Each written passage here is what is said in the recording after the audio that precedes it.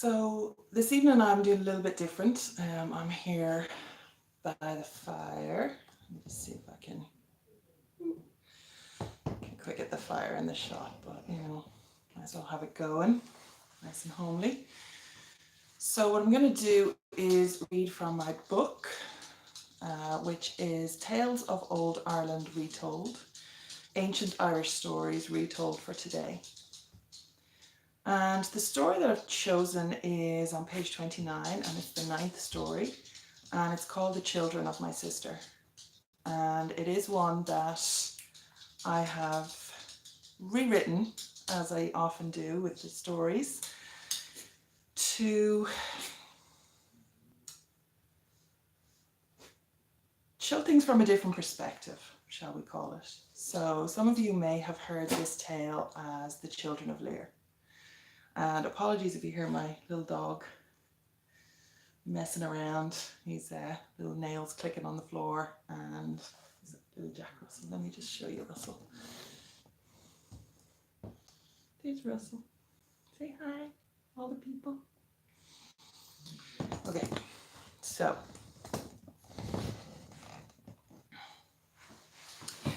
canine interruptions notwithstanding, here is the story of The Children of My Sister.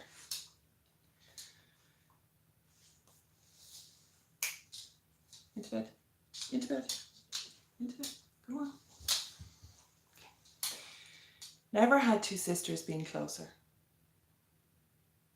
Oh, that's not the way the tale is told now, of course. Nowadays, it's all about the wicked stepmother and the sweet sacrificed lambs, or swans as it were. Now they say I was jealous of Eve, that I'm a prideful, awful woman who despised her sister's children and the love they shared with their adoring father. So they say. Do they ever tell the real reason I despised those scheming little gullet slitters? Why I wanted them dead?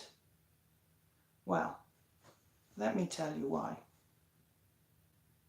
Myself and my sister were each other's world.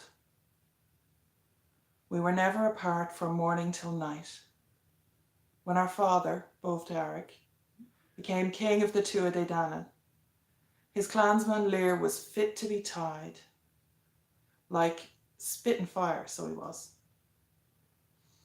He thought it'd be him chosen for sure, and Lear was a strong man with a good following.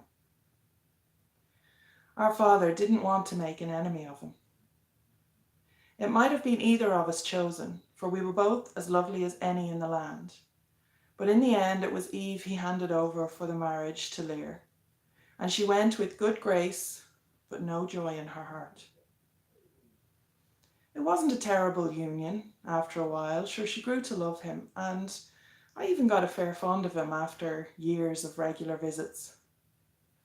4 children she bore him, and from the very start, I could smell the badness of them. She wouldn't listen, of course.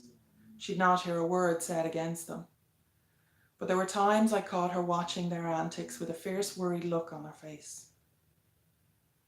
As for Lear, he'd chop his own ears off rather than hear my concerns, or more likely, my lips for daring to speak them.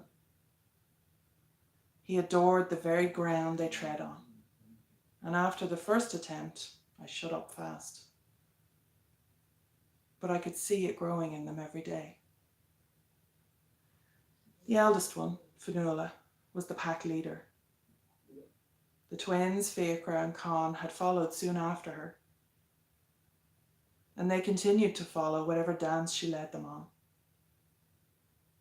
By the time the youngest, A, arrived to complete the set, they had all the servants terrified of their spiteful tricks and the impunity in which they could work. The last time I was in their keep as a visitor, there was a kitchen cat and her kittens out the back parlour, and the cooks looking after them well. The mother was a fine ratter and a valuable asset to any household. One of the days I was passing through, the cooks were in a tizzy, as every single kitten had disappeared, all 6 of them. and their mother was wailing and making a fuss such as they'd never heard. She just paced back and forth in the parlour, refusing to leave the household, calling and howling for her kids, and nobody knew what happened to them. I knew. I knew those harrowing butchers had made off with those poor kittens. I went to Ave and told her my suspicions, and she confessed that she had seen the youngest, A, carrying them away the previous day. When all 4 children denied any knowledge, all the while sharing smug looks and snickers, it broke a dam inside her. Her worst fears realised, and we went together to Lear to confront him on the matter and make sure they were taken in hand. Fionnuala had gotten to him first. She spun a tale of wicked women plotting against innocent babes, and he fell for every word. He twisted it further to make sure I took the brunt of blame, and I was out on my ear with a ban on any return before I could barely blink. 7 years I was kept away, until the day I was called to my father's hall for news of my sister's death, in circumstances I knew were the work of a mortal hand, though made to look accidental.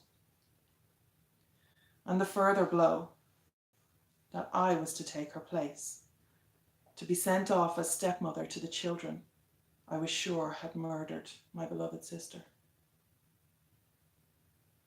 Now that's not the last that was ever heard of the children of Lear, but sure, they are all stories for another day. Now, if you like the look or the sound of the book, you can buy Tales of Old Ireland on Amazon or online in all good retailers. So do have a check out for it, and there is a link in the description below. Okay, slán go fóill.